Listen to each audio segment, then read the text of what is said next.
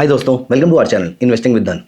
दोस्तों, एक common question जो मेरे परिवार वालों में से कोई ना कोई एवरी नाउ एंड देन मेरे से पूछ लेता है, and I am very very sure कि ये क्वेश्चन आपके पास भी कभी ना कभी आया होगा, चाहे वो अपने लिए हो या फिर किसी और के लिए। बहुत सारे लोगों के पास कहीं ना कहीं से एक्स्ट्रा 2 लाख, 5 लाख, 10 लाख, 20 लाख और कभी कभी 50,000 पे भी आ जाते हैं। ये ऑफिस में मिला हुआ बोनस हो सकता है, ये कहीं पर आपके अटके हुए पैसे थे वो आपको मिल सकते हैं। बिजनेसमैन के साथ तो ये बहुत ही कॉमन चीज है, जहां पर उनके पास 2 लाख, 5 लाख, 10 लाख आते हैं और अगर ये अभी कहीं पे इन्वेस्ट ना किए गए तो ये कहीं ना कहीं और खर्च हो जाएंगे। ये किसी और मशीन को परचेज करने में हो सकते हैं। अगर आपकी बिजनेस की रिक्वायरमेंट है तो बहुत अच्छी बात है, लेकिन कभी कभी वो इतनी इंपॉर्टेंट रिक्वायरमेंट नहीं होती है, लेकिन वो पैसे स्पेंड हो जाते हैं। अब दोस्तों, यहां पर 2 लाख रुपए, 5 लाख रुपए आने में तो कोई प्रॉब्लम नहीं है, ये तो बहुत ही अच्छी बात है, लेकिन प्रॉब्लम है इसकी इन्वेस्टमेंट में।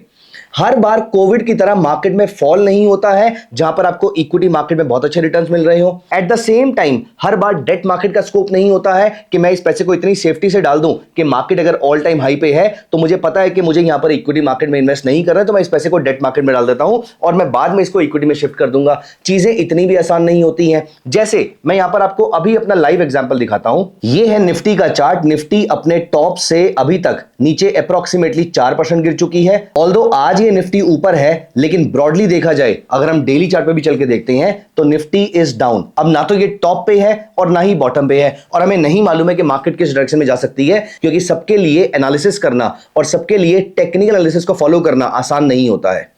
तो अब यहां पर पैसे को कैसे इन्वेस्ट करेंगे, क्योंकि अगर आपका व्यू यह है कि मार्केट नीचे चली जाएगी तो आप यहां पर सारा पैसा इक्विटी में नहीं डालना चाहेंगे। अगर आपका व्यू यह है कि मार्केट ऊपर चली जाएगी तो आप सारा का सारा पैसा डेट मार्केट में नहीं डालना चाहेंगे, और आपकी कहीं पर इंटरमीडिएट एक्सपेक्टेशन है मार्केट को लेकर कि मार्केट, मुझे नहीं पता यहां से ऊपर जाएगी या नीचे जाएगी, लेकिन चांसेस आर कि यहां से मार्केट नीचे भी जा सकती है। हाइपोथेटिकली, मैं सिर्फ एक हाइपोथेटिकल केस ले रहा हूं। अब यहां पर दोस्तों सवाल ये उठता है कि हम इस पैसे को कैसे पार्क करें, क्योंकि अगर मैं सारा पैसा इक्विटी मार्केट में पार्क कर लेता हूं तो ये मार्केट यहां से नीचे जाना शुरू कर देगी और मेरी इक्विटी मार्केट में एंट्री होते ही मेरा कैपिटल इरोड होना शुरू हो जाएगा। और अगर ये मार्केट यहां से ऊपर चली जाएगी तो कब जाएगी, क्या ये यहां से डिप लेकर जाएगी या फिर सीधा यहां से ऊपर चली जाएगी, हमें इस बारे में कोई आइडिया नहीं होता है। अब दोस्तों, इस चीज को मैनेज करने के लिए सबसे बड़ी गलती लोग क्या करते हैं, सबसे बड़ी गलती लोग करते हैं कि या तो वो इस पैसे को डेट मार्केट में डाल देते हैं या इस पैसे को अभी लिक्विड फंड में डाल देते हैं कि जब अपॉर्चुनिटी मिलेगी हम इसमें तब इन्वेस्ट कर लेंगे, और वो अपॉर्चुनिटी कभी मिलती ही नहीं है, क्योंकि मार्केट अगर नीचे जाती है तो आपको लगेगा अभी ये और नीचे जाएगी। अब जब ये मार्केट ऊपर जाना शुरू करती है तो आपको लगता है कि मार्केट थोड़ा नीचे आ जाए तब हम पैसे को इन्वेस्ट कर लेंगे, तो ये पैसा आपका इक्विटी या डेट में पड़ा रह जाता है। तो जो पैसा आपका 12% का रिटर्न जनरेट कर सकता था वो आपका सिर्फ 6 या 7% के आसपास का रिटर्न जनरेट कर रहा है। और यहां पर अगर ये पैसा आपने इक्विटी मार्केट में डाल दिया तो इसकी प्रॉब्लम हम ऑलरेडी डिस्कस कर चुके हैं कि अगर इक्विटी मार्केट में पहले से फॉल आता है तो यहां पर आपका कैपिटल इरोड हो जाएगा। तो दोस्तों, ऐसे केस में आपको क्या करना चाहिए, एक बहुत ही अच्छा तरीका है जो आप फॉलो कर सकते हैं, और आप इसको थंब रूल बना लीजिए, ये आपको हमेशा काम आएगा। देखिए, मार्केट में टॉप और बॉटम पकड़ना हमारे हाथ में नहीं है, लेकिन मार्केट के एवरेज प्राइस को ले पाना हमारे हाथ में है। अब आपके माइंड में थॉट आ रहा होगा कि इसमें एक काम करते हैं, अगर मेरे पास 50,000 रुपए आए हैं तो मैं हर महीने इसमें 10,000 रुपीज इन्वेस्ट करता रहूंगा एक पर्टिकुलर डेट पर। अब यहां पर अगर आपने वो डेट मिस कर दी तो आप सिर्फ क्या 5 महीने की एसआईपी चलाने वाले हैं, तो ये सारी चीजें हमें याद नहीं रहने वाली है। इसके लिए दोस्तों सबसे अच्छा तरीका जो ये है, आप ऐसा मत कीजिए कि आप इसको 5 महीने की इक्वल एसआईपीज में डिवाइड कर दीजिए। इसका सबसे अच्छा तरीका है एसटीपी, सिस्टमैटिक ट्रांसफर प्लान। आपने एसआईपी तो सुन रखा होगा, सिस्टमैटिक इन्वेस्टमेंट प्लान। जिस तरीके से आप सिस्टमैटिकली इन्वेस्टमेंट करते हैं उसे एसआईपी कहते हैं। जब आप सिस्टमैटिकली रिटायरमेंट के टाइम पर या फिर किसी गोल के अचीव होने के टाइम पर आप सिस्टमैटिकली विड्रॉल करते हैं, इसे एसडब्ल्यूपी कहते हैं। एट द सेम टाइम आप एक फंड में पैसा अभी के भी डाल दीजिए और ये कंटिन्यूअसली पैसा महीने की एक पर्टिकुलर डेट पे ऑटोमेटिकली इक्विटी मार्केट में जाता जाएगा, या फिर किसी भी फंड में आप चाहते हैं वो जाता जाएगा। इसे हम कहते हैं सिस्टमैटिक ट्रांसफर प्लान या फिर एसटीपी। तो एसआईपी और एसडब्ल्यूपी के बाद सबसे इंपॉर्टेंट चीज आपको नोटिस करनी है, स्पेशली इस केस में जहां पर आपके पास ऑलरेडी पैसा अवेलेबल है और अब आपको इस पैसे को अलग अलग फंड्स में या फिर किसी एक फंड में एलोकेट करना है, लेकिन हर महीने करना है, अगले कुछ महीने तक लगातार करना है, रुपी कॉस्ट एवरेजिंग का बेनिफिट लेने के लिए। इसे कहते हैं सिस्टमैटिक ट्रांसफर प्लान। तो दोस्तों, मैं यहां पर क्या करूंगा, अगर मेरे पास 50,000 रुपीज है, मैं 50,000 को पूरा इक्विटी मार्केट में नहीं डालूंगा, मैं 50,000 को पूरा डेट फंड में डाल के हर महीने निकाल के ट्रांसफर नहीं करूंगा, ना ही मैं इसकी हर महीने की मैनुअल एसआईपी करूंगा या मैनुअल इन्वेस्टमेंट करूंगा। मैं ऐसा कुछ भी नहीं करने वाला। मैं क्या करूंगा, मैं यहां पर चलता हूं और मैं यहां पर सर्च करूंगा डेट फंड्स। डेट फंड्स में मैं जाऊंगा लिक्विड फंड्स में। लिक्विड फंड आपको अप्रोक्सीमेटली एफडी या फिर इससे अच्छा रिटर्न प्रोवाइड करते हैं। आप यहां पर नोटिस करें, पिछले एक साल में इसने अप्रोक्सीमेटली 7.25% के आसपास का CAGR जनरेट किया है। पिछले 3 साल में अप्रोक्सीमेटली 7.10% के आसपास का CAGR जनरेट किया है और 5 साल में अप्रोक्सीमेटली 6%, 5.7% से 6% के आसपास का CAGR जनरेट किया है। तो सबसे पहले मैं अपने पैसे को यहां पर किसी लिक्विड फंड में डाल दूंगा, तो ये लिक्विड फंड मेरे लिए कम से कम 7-7.25% के आसपास का रिटर्न जनरेट करता रहेगा। तो ये फंड मेरा एज इट इज ग्रो करता रहेगा। अब हर महीने मैं इसमें से अपना पैसा निकाल के इक्विटी मार्केट में डालता रहूंगा। इसे कहते हैं सिस्टमैटिक ट्रांसफर प्लान।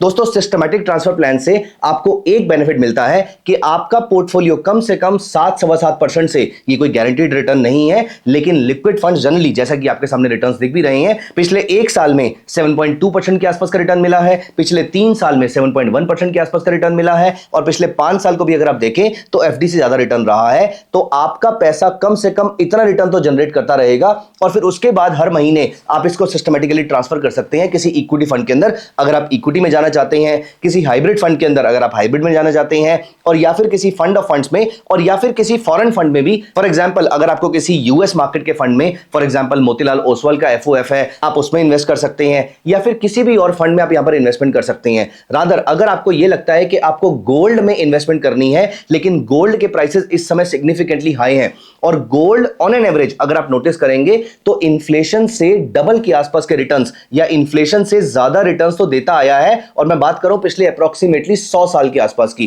तो पिछले 100 साल में इंडिया में अगर आप नोटिस करेंगे तो गोल्ड के रिटर्न्स 10% से ऊपर के रहे हैं। लेकिन आज मैं जिस दिन ये वीडियो बना रहा हूं उस दिन गोल्ड के प्राइसेस ऑल टाइम हाई के आसपास खड़े हुए हैं। अब ऐसे केस में आप गोल्ड में इन्वेस्ट करना चाहेंगे क्या? ऑफ कोर्स आप कर भी सकते हैं, लेकिन आप इतने हाई प्राइस पे अगर करेंगे तो आपको लगेगा कि ये मैं बहुत ही महंगा परचेस कर रहा हूं और जब प्राइसेस नीचे आएंगे तो आपको अच्छा नहीं लगेगा। लेकिन एट द सेम टाइम यही पैसा अगर आपके सेविंग्स अकाउंट में रखा रहेगा तो ये गोल्ड में इन्वेस्ट करना भूल जाएंगे आप। कोई ना कोई ऐसा काम आ जाता है जहां पर हम ऑक्यूपाइड हो जाते हैं, और या फिर कोई ना कोई ऐसा एक्सपेंस हो जाता है जहां पर वो पैसा जो मैंने गोल्ड में इन्वेस्ट करना था वो पैसा स्पेंड हो जाता है। ऐसा ना हो इसीलिए आप इस पैसे को सबसे पहले लिक्विड फंड में डाल के छोड़ दीजिए। अब गोल्ड के रिटर्न है हाइपोथेटिकली 10-11% के आसपास के, लेकिन लिक्विड फंड में 7% के आसपास का रिटर्न तो आपको एनीवेज मिल ही रहा है।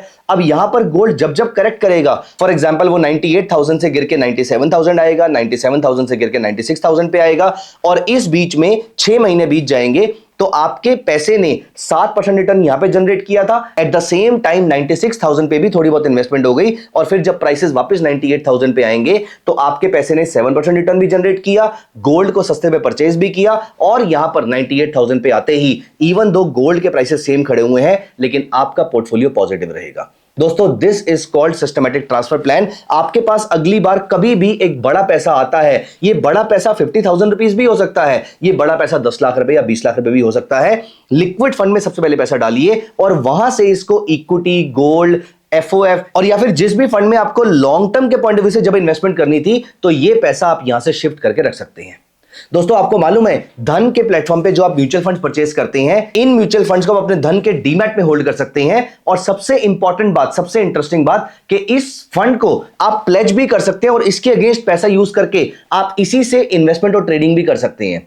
दोस्तों, आप सोचिए, आपका जो फंड है वो 10, 11, 12% के आसपास का रिटर्न तो जनरेट कर ही रहा है। आप ट्रेडिंग से अप्रोक्सीमेटली, अगर हम खराब से खराब ट्रेडिंग में माने तो आप ट्रेडिंग से कम साल का 6% रिटर्न तो जनरेट कर ही सकते हैं। बहुत बार ऐसा होता है कि हमारे पास अच्छी ट्रेडिंग अपॉर्चुनिटीज होती हैं, क्योंकि मार्केट जब गिरती है तो बहुत सारे लार्ज कैप स्टॉक्स आपको सस्ते मिल रहे होते हैं। यहां पर आपके पास पैसे नहीं होते हैं, आपको पैसे की रिक्वायरमेंट है भी नहीं, आप अपने धन के डीमैट में होल्ड किए हुए म्यूचुअल फंड्स को ही प्लेज करके इसके अगेंस्ट मार्जिन यूज कर सकते हैं। ये मार्जिन जब आपको मिलेगा, आपने सिर्फ 10 दिन, 15 दिन, 20 दिन के लिए इन्वेस्टमेंट करी है, 20 दिन में आपका फॉर एग्जांपल 4, 5, 10% के आसपास का रिटर्न जनरेट हो जाता है।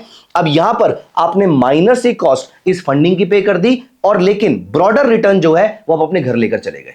तो दोस्तों, ये बेनिफिट होता है धन के प्लेटफॉर्म पे अगर आप डीमैट की फॉर्म में म्यूचुअल फंड्स को परचेस करते हैं। तो I would strongly suggest you कि अगर आप डायरेक्ट म्यूचुअल फंड्स में इन्वेस्टमेंट करते हैं और किसी म्यूचुअल फंड डिस्ट्रीब्यूटर के थ्रू नहीं करते हैं, तो एनीवेज अगर आप उसको डायरेक्ट कर रहे हैं तो आप धन के प्लेटफॉर्म पे शिफ्ट कर सकते हैं। ये पैसा और ये म्यूचुअल फंड्स आपके लिए 2 तरीके से काम करेगा। अभी तक वो सिर्फ पड़ा हुआ है, वो आपके लिए रिटर्न जनरेट कर रहा है। अब ये धन के प्लेटफॉर्म पे सेम रिटर्न तो जनरेट करेगा। अपार्ट फ्रॉम दिस, आपकी अपॉर्चुनिटीज को एनकैश करने में मदद भी करेगा। सो दोस्तों, अगली बार आपके पास 50,000 रुपए से लेकर 1 करोड़ रुपए कुछ भी आए, इवन नॉट इवन 50,000, अगर आपके पास 10,000 भी आता है और आपको उसको स्कैटर्ड वे में इन्वेस्टमेंट करना है, रुपी कॉस्ट एवरेजिंग का बेनिफिट उठाना है, तो आपको यह काम इसी तरीके से करना है कि आप पहले पैसा डालेंगे लिक्विड फंड्स के अंदर और वहां से शिफ्ट करके आप उसकी रुपी कॉस्ट एवरेजिंग कर देंगे। क्योंकि अगर आप ये वाला काम अपने सेविंग्स अकाउंट से करने वाले हैं तो आपका सेविंग्स अकाउंट का जो रिटर्न है वो 2-2.5% के आसपास का है, जबकि लिक्विड फंड्स का 6 से 7% के आसपास, रादर 7.25% के आसपास का रिटर्न है। यहां से आपको एक्स्ट्रा बेनिफिट मिल सकते हैं और इवेंचुअली ये आधा आधा, 1-1, 2-2, 3-3% रिटर्न करके ही लॉन्ग टर्म में कंपाउंडिंग का आपको बेनिफिट मिलता है। क्योंकि किसी ने ये बात बिल्कुल सही कही है कि compounding is the 8th wonder of the world. The one who does not understands it pays it for the entire life and the one who understands it earns it for the entire life। तो दोस्तों, आपके savings account का 2% return और liquid का 7% return, हम यहां पर आधे से 1% के रिटर्न की तो बात ही नहीं कर रहे, ये 5% का एक्स्ट्रा रिटर्न है जो कई सालों तक कंपाउंड होने वाला है। सो अगली बार कोई भी कैश आपके पास एक्स्ट्रा आए, फॉलो दिस टेक्निक। और आपको कैसी लगी ये टेक्निक मुझे कमेंट्स में जरूर बताइएगा। क्या आपके म्यूचुअल फंड्स को लेकर कोई क्वेश्चन है, कमेंट्स में बताइए। I will be very happy answering all those questions. Thank you so much, bye bye, take care.